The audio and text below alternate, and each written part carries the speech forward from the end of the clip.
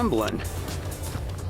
I was out here working on my tent, putting up my shop in a box, and Adams just showed up.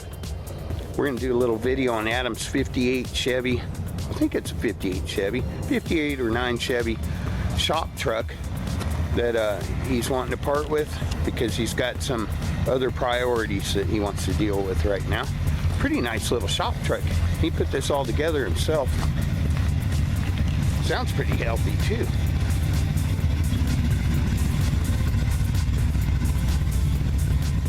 Yeah, I like this truck.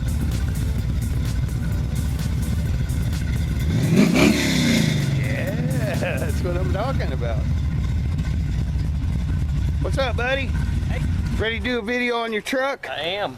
All right, well, you got your list all made out? I sure do. Cool, right on. I guess just pop out and we'll start at the front and work our way to the back on it and let everybody know what the details are. Oh, the electric fan's working. We'll be back as soon as that electric fan stops doing its job. But it's good to know that it's working. Here's a little peek for you. We'll be right back. All right, so this is Adam's 1958 Chevy short bed Fleetside big back window shop truck that he's getting ready to sell because he's got some other priorities that he wants to focus on right now. Plus he does have another one that's pretty sweet. But what I can tell you about this truck is it's got a beautiful chrome grill. Are those new parking lights? Yes. Yep. Yeah, new parking lights and lenses, new front and rear bumpers, right? Pretty new. This one's a couple years old now, but yeah. Nice chrome though. The truck is in primer. It's not a rust bucket. It does have a few rust issues, but not a rust bucket by any means. And it needs a little bit of body work and a paint job and a few other odds and ends. Adam's written out a whole list, but we'll start with the engine on it. 350 punch 60 over, right, Adam? 350. And it's all fresh rebuild. Everything's new. All right, engine wise, it's a fresh 350 board 60 over. It has cast iron dart heads. I guess I can run through my list here. Okay. Start at the very top, I guess, is just a K&N air filter. 1406 Edelbrock 600 CFM electric choke carburetor. It has number 1405 Edelbrock carburetor, jets and rods in it. Runs a little richer than the leaner 1406 carburetor. It's Edelbrock EPS Performer intake manifold. That's just a cast aluminum finish. It's got a new alternator, new battery tray, correct for this era. New battery cables. Got newer Hedman headers. Another thing I did with the engine in this truck, because I wasn't sure if I wanted to use it in something else down the road, instead of painting the motor, I left it completely bare, clean steel, and let it rust. So everything rust and patinaed in case I put it in a hot rod or something later where I wanted that just to all look nice and old and rusty. Oh, like right down in here. So I did the same thing with the water pump. The water pump's new, but it let it rust as well. We got billet water pump and crank pulleys. It's got a new aftermarket but correct radiator for this truck with an electric fan. The electric fan runs off of a relay, an on-off switch relay, where it turns on at 185 degrees and it shuts off at 165 degrees. Let's see, these are older cast aluminum valve covers that I have. I believe they're Moroso. I should say Moroso underneath them. We have Excel 9000 series porcelain boot spark plug wires with an MSD Pro Billet distributor. It also has Excel, what they call header plugs, so they're a shorter spark plug than normal, and I can only find those with Excel. Their part number is 576S. I don't know if they're really mandatory in this. There's plenty of room. I've run them before in others with different headers where I've needed the clearance in this, so they're handy to have. What else? Does this have, you have EFI on this, or is No, it like it's just carbureted. Most of it's factory wiring still. I tapped into the wiring harness for some things here and there as I needed. But for the most part, it's pretty much stock. So that's about it under here, right? Yeah, I think so. So when we talk about your headlights and your signals. Okay, we have a new 5859 grill up front with new turn signals. A newer bumper. It's a couple years old. It's actually off of my other pickup, but I used it for this project so I could get this up and going and legal on the road. Higher, yeah. Oh, and your leafs and stuff. Oh, that's huh? right, yeah. So these are GM 4-wheel drive front and rear wheels. These are 15 by 7-inch wheels. The rears are 15 by 8s. The rears were sent to California to change the back spacing of the centers on the hoops so that they could actually fit under the bed, and the truck could be lowered more if you'd like. I'm gonna go look at those. So that's back here, what you're talking about. So, because they fit a little bit tighter underneath that Yeah, well. I think we changed the back spacing 3/4 of an inch so that they would fit inside the bed. Otherwise, I couldn't have lowered the truck as low as it is now, which it could go a lot lower, but this was pretty good for around here, on the roads and everything. And it is a Fleetside, right? Fleetside, yep. The front end, I put 3-inch lowered monoleaf springs under, and then I flipped the shackles in the rear so the rear could be lowered, and I think the rear's lowered about 4 inches. And your body it's pretty straight. You just got a couple little things. Body's fairly straight. There is some rot here and there. The doors need to be fixed. in the typical spots, Yeah, right? either replace the entire door or go through, and I mean they're pretty rusty, but they're the rustiest part of the truck. And we know someone who has patch panels and stuff for them. Okay. And there's a little spot right there, but it's on the front quarter panel. The rear if you want. So in the rear I've got new tail lights and bezels. That's a new bumper, a new aftermarket bumper brackets. This hardware is all new too. It's all stainless steel, so it's not chrome, it's stainless. You mentioned something about the license plate or something. Yeah, and then the license plate. So the license plate in the state of Oregon, around this era, you could get dual plates or single plates. And when I bought this from a guy that at the time was doing it for a living, I don't know if he still does, but I bought this plate specifically as a single. So there's only one plate with this number and everything. And that's, so for Oregon, that's all that's required with that is one plate. And When I registered it for basically for life. It should be set to go for life. These are a neat tag. I cannot remember what year they stopped doing this, but in this year they had these tin tags that you actually slid into the plate and folded the tabs over, and that's the tag for the year plate. wonder what we could see. Did you say you had something? What kind of rear end you got in this? Pickup just has its stock rear end. It has 390, I think they're 390 gears. Should be 390 gears originally. Turbo 350 behind the 350 cubic inch motor, and it scoots pretty good. And then about your bed, they'll probably... Yeah, the bed needs to be updated. It's got nice strips, though. I've seen a lot of these strips. Those are pretty nice. Good back window glass too, huh? Yep. The back glass is original. The front glass is aftermarket after I broke the previous aftermarket glass trying to put this one in, so I had it installed by somebody else. Did you guys go over your new hardware on the tailgate and the taillights? Yep. Okay. And we're just moving around to this side now. We talked about his wheels and rims and... This door's the same way. They're just about a fairly even pair. They're both pretty rusty. Yeah, just the typical normal stuff, right? Yeah. Although this one looks a lot better over here.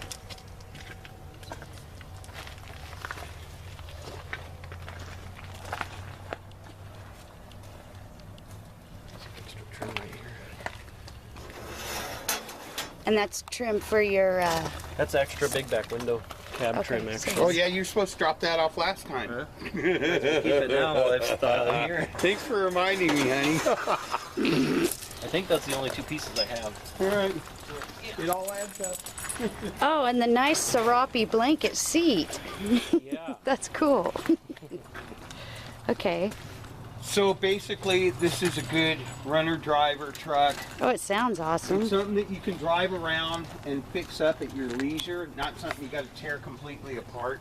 You can enjoy it immediately and improve it as you go. Right, Adam? Yep. I know you've been driving it around and having fun with it. I have. Does he need Yeah. to talk about the interior? A little talk bit. about that a little bit, sure. Okay. The fuel system, I went ahead and prepped took the fuel tank out, cleaned it out, and it has a POR-15 tank sealer in it. And I just ran a new hose up. I actually still have the original, I think they're original anyway, hard line from the tank up to the front, and I left it in there and just put the rubber hose next to it so somebody could clean it out and fix it and put it back in use if they wanted to. It was a quick thing for me to do what I did at the time. When you it's were still talking about the motor, did I hear you say it had a stall converter in it? Yeah, it has what I was told is a GM high stall converter. So I don't know what the actual stall. I know is it on hooks that, up pretty good. But that was I purchased that through a transmission guy that recommended putting the GM high stall converter in it over say a B&M aftermarket, any aftermarket converter. So what else, Ricky? What should we go for? I guess I could say Get everything on your list? the transmission is stock, bone stock turbo 350. It came out of a 1970 C10 that was used for long. I don't know if you call it long haul, but anyway, my business partner's grandfather's truck, and he took very good care of it and regularly had the transmission serviced, so it shifts really well. As far as being behind this motor, it's maybe a little soft shifting because it's stock. It could probably use a shift kit, but it still shifts just fine. The wiring on this truck is pretty functional for a runner driver, but it's got the little quirks that all old wiring has.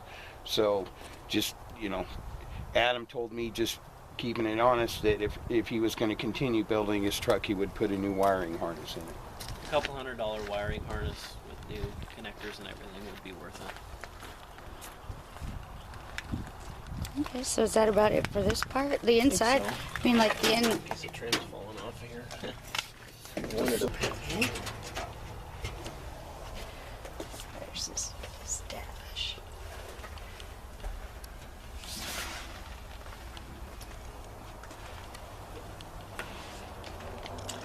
Yeah, there's a little rust up near the mirror here on the driver or the passenger side. There's a hole right here. This is probably the worst rot here inside the cab, and that's typical with these older cabs.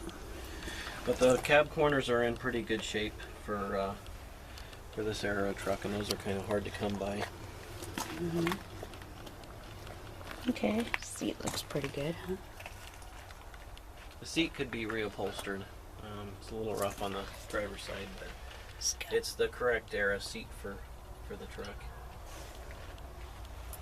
All right.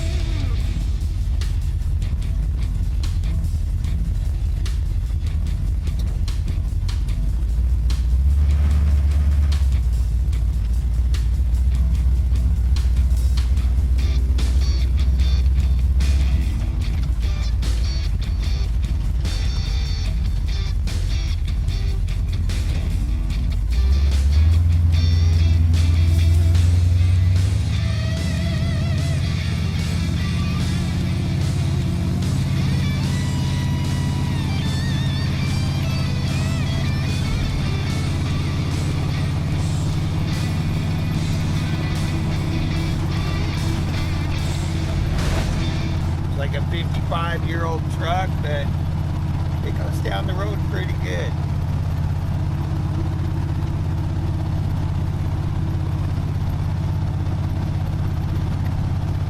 How do the brakes work, Adam? Work pretty good for what they are. Yeah? They actually work pretty well. Yeah, I've noticed you never have any trouble stopping. I see you driving this thing around town all the time.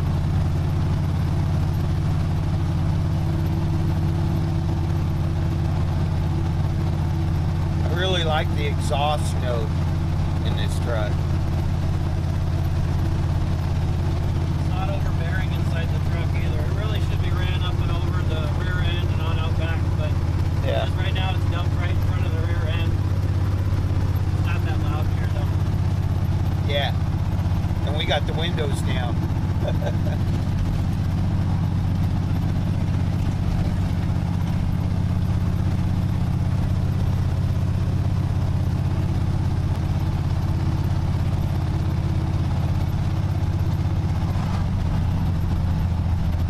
Just do the same thing we did last time.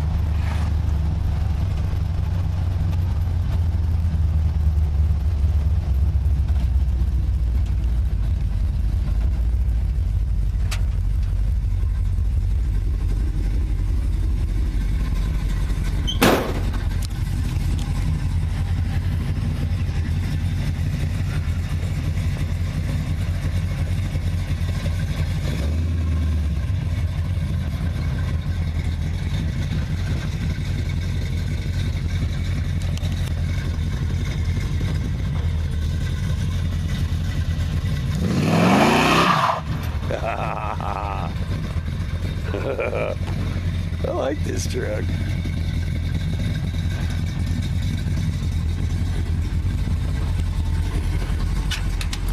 That was nice.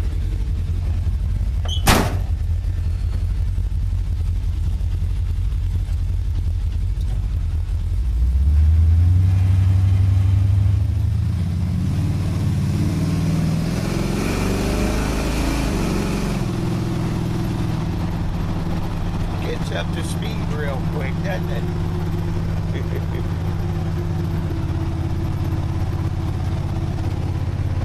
I like the big back window too.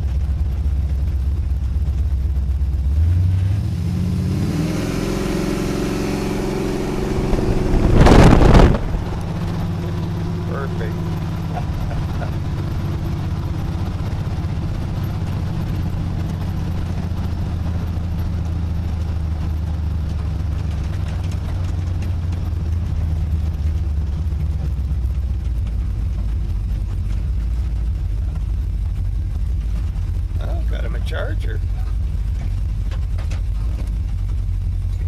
You're clear.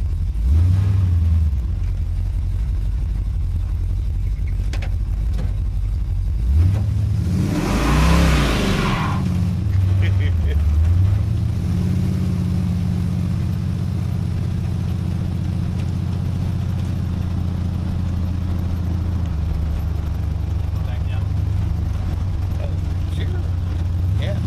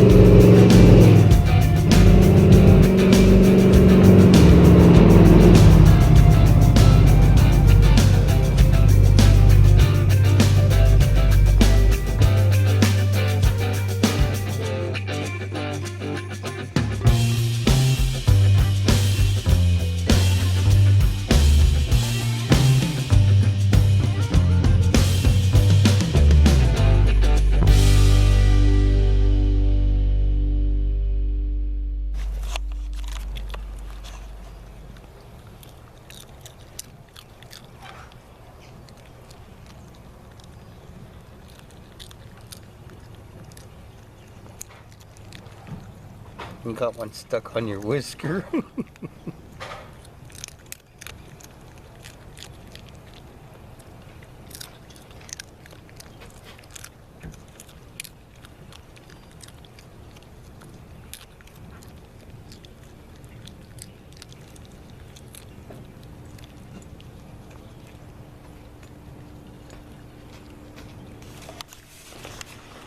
You missed one.